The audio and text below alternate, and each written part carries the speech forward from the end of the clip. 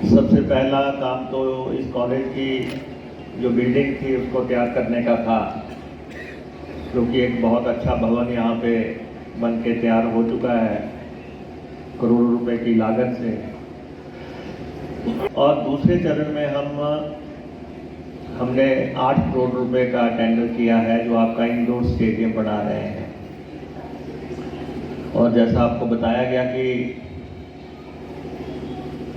जितने भी indoor games हैं सारी यहाँ पे संभव हो पाएंगी। और जब हम पिछली दफ़ा आए थे तो उसमें इस समय इस कॉलेज में बुनियादी सुविधाओं की ज़रूरत थी। कोई बेंच चाहिए थे, कोई लाइब्रेरी चाहिए थी, कोई कैमरास लगने थे। तो छोटे छोटे टीचिंग प्रॉब्लम्स जो थी कॉलेज की वो हमारे सामने थी और उनका निवारण कुछ हद तक हुआ। आज काफ़ी बच्चे एनसीसी की ड्रेस में हैं। एनसीसी एनएसएस यहाँ पे शुरू हुआ है और अभी भी प्रिंसिपल साहब ने यहाँ पे बातें रखी हैं। और निश्चित तौर पे ये कॉलेज अपने शैशव काल में है, आगे बढ़ेगा और बच्चों की स्ट्रेंथ भी बढ़ेगी, क्योंकि अभी तक इस कॉलेज में जो कोर्सेज चाहिए वो हमें अभी देने हैं। और उसके साथ ही स्ट्रेंथ बढ़ेगी। 80% के आसपास लड़कियां यहाँ पे पढ़ रही हैं होंगी। मुझे लगता है कि अगर स्ट्रेंथ को देखा जाए तो 200 के आसपास लड़कियां ही यहाँ पे पढ़ रही हैं। तो जो हमने यहाँ पे इस कॉन्स्टिट्यूंसी में 3 डिग्री कॉलेज खोले, उसका मकसद भी यही था कि हमारी बच्चियों को एजुकेशन मिल सके, हमारी बच्चियाँ मिनिमम ग्रेजुएट हो सके, पोस्ट ग्रेजुएट हो सके। उस नज़रिए से हमने बीटन में, हरोली में और खड में 3 डिग्री कॉलेज खोले और काफ़ी लड़कियां उसके बाद इन कॉलेजेस में एजुकेशन ले रही हैं। और ये वो कॉन्स्टिट्यूंसी है जहां पे माँ अंगूठा लगाया करती थी। माँ ने अंगूठा लगाया और बच्ची जो है अब ग्रेजुएट होकर निकल रही है, पोस्ट ग्रेजुएट होकर निकल रही है, या सेकेंडरी एजुकेशन मिलने की वजह से दूसरी एजुकेशन उन्होंने हासिल की। यहीं से पढ़ के बच्चे जो है जज बनने शुरू हो गए, जो है डॉक्टर बनने शुरू हो गए, इंजीनियर बनने शुरू हो गए। तो शिक्षा का एक क्रांति का दौर हम यहाँ पे देख रहे हैं। अभी एक दौर है जब आपकी दादी या माँ के दौर से निकल के जनरेशन आ रही है, तो उसमें इस कॉन्स्टिट्यूंसी में काफ़ी लोग जो है शिक्षित आपको नज़र आएंगे, लड़कियां शिक्षित नज़र आएंगी आपको। आने वाले समय में अगले साल से हम इस कॉलेज में साइंस क्लासेस शुरू करेंगे। साइंस क्लासेस हम शुरू करेंगे क्योंकि प्रिंसिपल और स्टाफ का ये मानना है कि इस कॉलेज के लिए साइंस क्लासेस ज़रूरी है और यहाँ के बहुत बच्चे जो है बाहर जाते हैं साइंस के लिए। और इसी कॉलेज में हम फिज़िकल एजुकेशन की क्लासेस भी अगले सेशन से शुरू करेंगे। वैसे भी ये जो एरिया है खेलों के लिए जाना जाता है। 2 चीज़ों के लिए ये एरिया जाना जाता है, वो है एक खेले हैं, दूसरे आलू हैं। जो प्रोडक्शन है इस तरफ आलू की प्रोडक्शन के लिए भी हम क्या क्या कर सकते हैं उस पर हम काम पे लगे हुए हैं और किस ढंग से हम जो बिचौलिए हैं या बाहर से लोग आके लूट मचाते हैं, उससे किस ढंग से लोगों को बचा सकते हैं, उस पर हमारे डिप्टी कमिश्नर काम कर रहे हैं। और दूसरा काम है खेलों के लिए, फुटबॉल के लिए तो ये इलाका जाना जाता है, जैसे प्रिंसिपल साहब ने कहा कि यहाँ पे इस कॉलेज ने भी ट्रॉफी जीती है।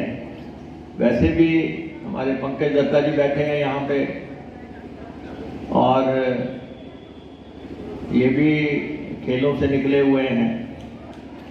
और फुटबॉल के लिए हमने पीछे यहाँ पे फुटबॉल एकेडमी बनाई थी। और सबसे इम्पोर्टेंट ये है कि खट गांव लड़कियों के फुटबॉल के लिए जाना जा रहा है। जिन बच्चियों ने जलेडे से आगे यात्रा नहीं की थी या ऊना से आगे यात्रा नहीं की थी, वो लड़कियां 7 समुद्र पार जा रही हैं। वो लड़कियां जो है मुंबई जा रही हैं, बेंगलोर जा रही हैं, दूसरे कोनों में जा रही हैं और फुटबॉल खेल रही हैं।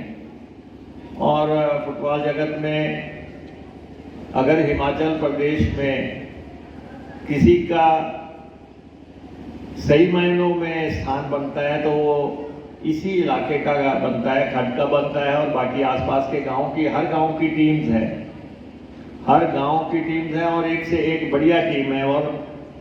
और जो यहाँ पे टूर्नामेंट्स होते हैं, आप देखते हैं कि कितने टेम्पर हाई होते हैं जब यहाँ पे टूर्नामेंट होते हैं, किस शैली में और किस तरीके से इनका आयोजन किया जाता है। तो हम फुटबॉल को कैसे गति दे सकते हैं, वो भी हमारा प्रयास है। और खेती को कैसे दे सकते हैं, वो हमारा प्रयास है। और आपने देखा होगा कि पिछले कुछ सालों में जो हमारी कॉन्स्टिट्यूंसी का ये एरिया है, उसमें अमूलचूल परिवर्तन हुए हैं। जब मैं एमएलए बना था आज से 25 साल पहले, तब मुझे आज भी याद है, कल मैं ऊपर दंगल में था। संत बाबा डांगूवाला महाराज दंगल करवाते हैं, उत्तर भारत का सबसे बड़ा दंगल उनका होता है। और बीट के इलाके में जहां पत्थर होते थे, वहां पे आज मटर की खेती हो रही है, वहां आज खीरे की खेती हो रही है, आज वहां पे आलू की खेती हो रही है। हर तरफ ट्यूबवेल लग गए हैं। बीट क्षेत्र सिंचाई योजना एक बनाई हमने, उससे पानी आया।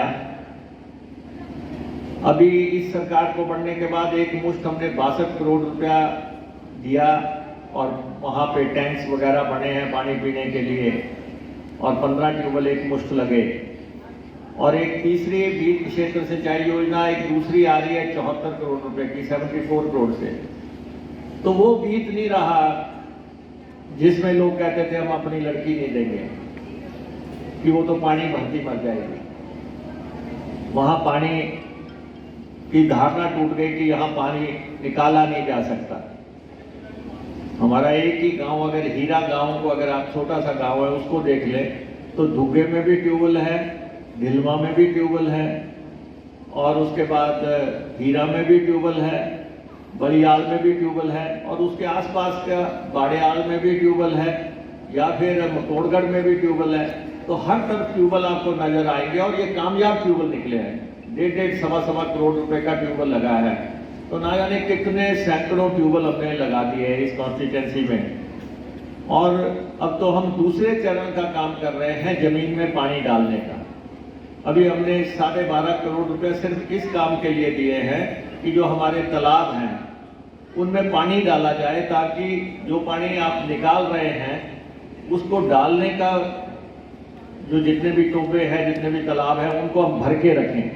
क्योंकि ये हम आने वाली जनरेशन के लिए काम कर रहे हैं। जो हमारे आने वाले बच्चे हैं वो ये ना कहें कि ये सारा पानी निकाल गए, क्योंकि हिमाचल प्रदेश की नंबर 1 कॉन्स्टिट्यूंसी ये है जहां 70% पानी निकाला जा चुका है। 70% पानी को आप निकाल चुके हैं, तो आप आने वाली अपनी जनरेशन को क्या कहेंगे कि ये हमने आपके लिए क्या पानी छोड़ा ही नहीं। तो इसलिए हम बड़े पैमाने पे ना किसी तालाब को बंद करने दे रहे हैं, किसी टोबे को बंद करने दे रहे हैं। सारी एडमिनिस्ट्रेशन को ये डायरेक्शन है कि आप कोई तालाब टोबा बंद नहीं करेंगे, उनको उनमें पानी डालेंगे। और बिजली का बड़े पैमाने पे काम चल रहा है। अभी हमारे जितने भी इस बैंक में नीचे के ट्यूबवेल हैं, उन सब के लिए पैसा हमने दिया कि उन सब ट्यूबवेल्स को बिजली दी जाए। और 75 ट्रांसफार्मर्स हम इस कॉन्स्टिट्यूएंसी में अभी लेटेस्टली लगा रहे हैं, ताकि बिजली की वजह से बच्चों की आंखें खराब ना हो, वोल्टेज की वजह से खराब ना हो। इनोवेटिव आइडियाज़ के साथ आगे बढ़े। म्यूजिक के क्लासेस की बात प्रिंसिपल साहब कर रहे हैं, फिजिकल एजुकेशन की बात कर रहे हैं, साइंस क्लासेस की बात कर रहे हैं। ये हम अगले सेशन से सब परफेक्ट कर देंगे। और मैं इस कॉलेज का नाम हमारे मोहनलाल दत्त जी के नाम पे करने की घोषणा करता हूँ। उनका गांव है ये, उनकी बहुत बड़ी कंट्रीब्यूशन है। वो एमएलए रहे किसी समय और उनकी वजह से इस इलाके का बहुत बड़ा नाम हुआ, उनकी सेवाएं थी। अगर उनके गांव में ये कॉलेज बना है तो हम इस कॉलेज को उनके नाम को समर्पित करेंगे।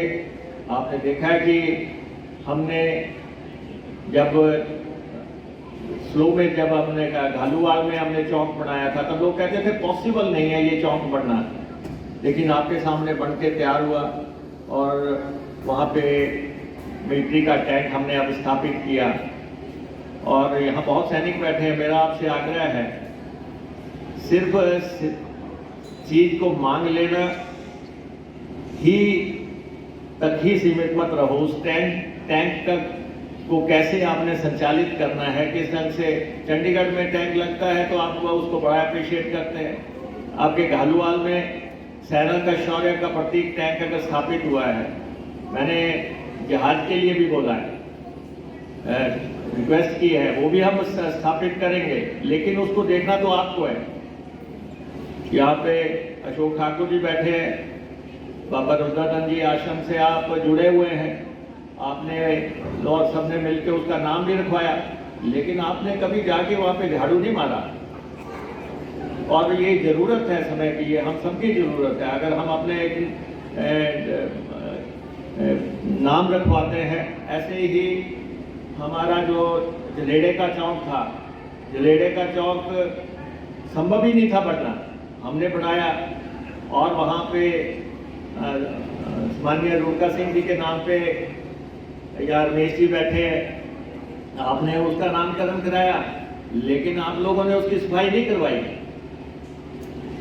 आप लोग उसका स्थापना दिवस भी मनाने नहीं जाते होंगे कि हमने आपने नेशनल हाईवे पे उनके नाम पे जगह ली, उनके नाम पे आपने प्रतिमा लगाई। मुझे नहीं लगता कि कोई जाके हाथ भी डाल रहा हो। तो जब आप कोई स्थान, कोई प्रतिमा स्थापित करवाते हैं, किसी योद्धा के नाम पे करवाते हैं, किसी संत के नाम, महात्मा के नाम पे करवाते हैं, तो उसकी कमेटियां भी बनाओ कि उसको कैसे ये करना है। तो इसलिए हमारी कोशिश है कि ये कॉन्स्टिट्यूएंसी एक आदर्श कॉन्स्टिट्यूएंसी बने। आजकल आपने देखा होगा पंजाबर से पंडोगा की सड़क बन रही है, पूरा नेशनल हाईवे बनेगा जब ये बन के तैयार हो जाएगा। और खासतौर पे खड्ड के पास जो चौक है, जो सतियों के नीचे चलता है, उसको मैंने कहा है पूरा खोल के उसको बनाया जाए। तो ये विकासात्मक जो हमारे ये जो रेन शेल्टर है बाहर, जो इस कॉलेज के बाहर भी बना हुआ है, अंग्रेजों ने शिमला में एक बनाया था, हमने इस कॉन्स्टिट्यूएंसी में 35 बनाए। लेकिन मजाले की कोई सफाई भी कर दे, मजाले की कोई जो है उसको जो है पेंट भी कर दे कि हाँ, अंग्रेजों ने एक बना दिया था शिमला में आके कि ये है इंग्लैंड का मॉडल है, लंदन में ये है, लेकिन हमने आपके जगह जगह ये स्थापित किए। उल्टा कुछ लोग कहने लग पड़े कि जी इसमें तो पानी अंदर आता है, कि अब उनके लिए जो है बंद, तो जिसने आपत्ति जतानी है वो करता रहेगा। लेकिन हम इस कॉन्स्टिट्यूएंसी के लिए समर्पण भावना से काम कर रहे हैं, हम उस काम को करेंगे। और कॉलेज में जो भी कंप्यूटर के लिए कहा है, इनको ये जितने भी कंप्यूटर्स की ज़रूरत होगी वो सारे कंप्यूटर्स हम मुहैया करवाएंगे। इन्होंने कहा है कि मेरे को जगह दिखाइए जहाँ पे कंप्यूटर्स लगाने हैं, वो सारे हम स्थापित करेंगे। और बच्चों से मेरा ये आग्रह है कि जिस कॉलेज में पढ़े हो आप इसके ओल्ड स्टूडेंट बनेंगे, आज आप स्टूडेंट हैं, कॉलेज को याद रखो कि हम इस कॉलेज के प्रोडक्ट हैं और इस कॉलेज ने हमें देश दुनिया में हमारा नाम पैदा किया है। तो और इलाके के लोगों से मेरा ये कहना है कि सिर्फ 7 लड़के पढ़ रहे हैं, कम से कम अपने लड़कों को पढ़ाओ। हो सकता है कि ऊना कॉलेज जा रहे हो या दौलतपुर जा रहे हो या कहीं जा रहे हो, लेकिन जो कॉलेज आपके घर आंगन में है उसमें उसको कामयाब बनाने के लिए हर संभव प्रयास करो। ये मैं कहना चाहता हूँ। आज के कार्यक्रम के लिए मैं प्रिंसिपल साहब, उनके स्टाफ और बच्चों को बधाई देना चाहता हूँ कि आपने कार्यक्रम का आयोजन किया।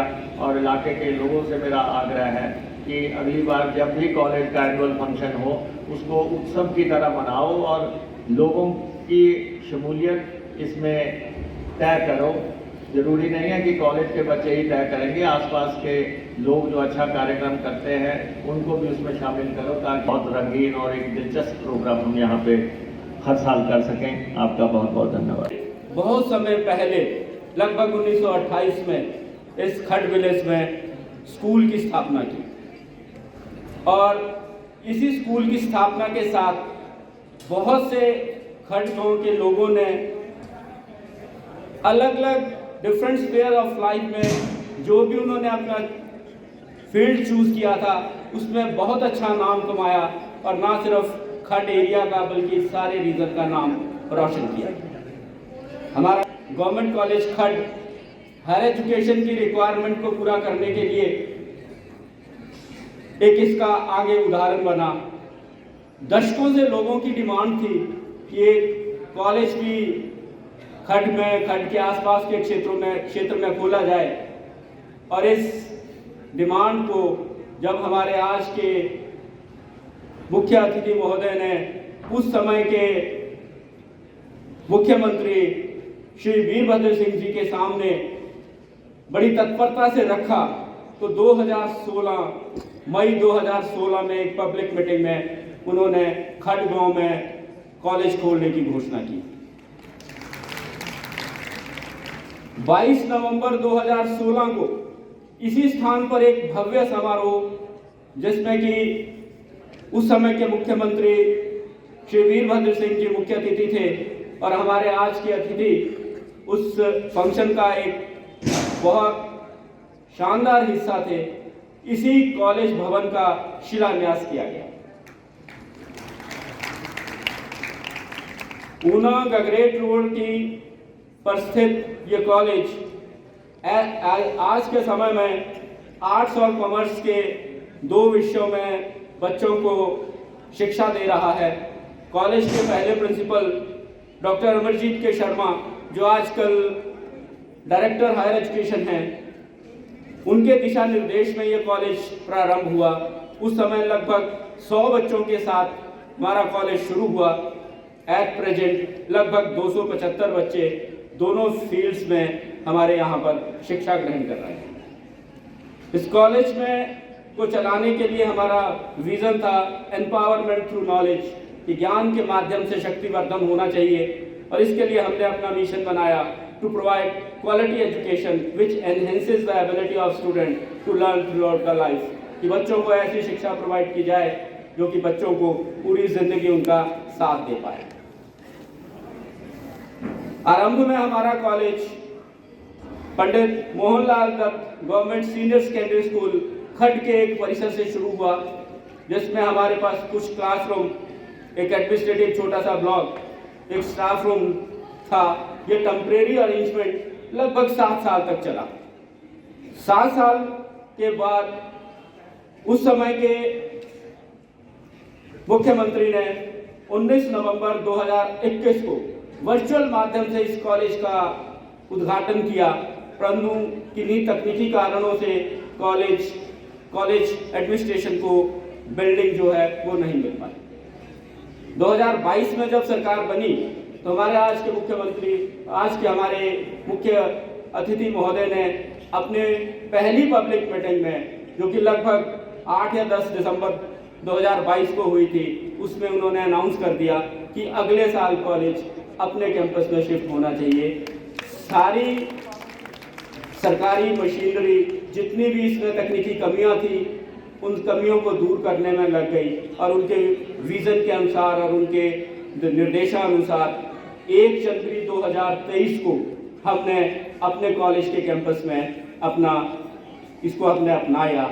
जिस दिन से हमने कॉलेज कैंपस अपना शिफ्ट किया है, आए हैं, उसके बाद से हमारे कॉलेज में किसी तरह की जितनी भी कमियां थी, उन कमियों को हमने एकजुट होकर दूर करने का प्रयास किया। हमने डिफरेंट टाइप के परचेजेस की, जिसमें कि फर्नीचर थे, कंप्यूटर्स थे, स्मार्ट क्लास बोर्ड्स थे और अन्य सुविधाएं थी। गर्व के साथ ये कहता हूँ कि हमें मुख्यमंत्री महोदय के कार्यालय से कभी भी किसी भी फाइनेंशियल कमी या किसी भी बजटरी प्रोविज़न की कमी नहीं हुई। जो भी कॉलेज के लिए हमें आवश्यकता थी, हमने डिमांड की, हमें समय से पूर्व हमें वो चीज़ें मिली।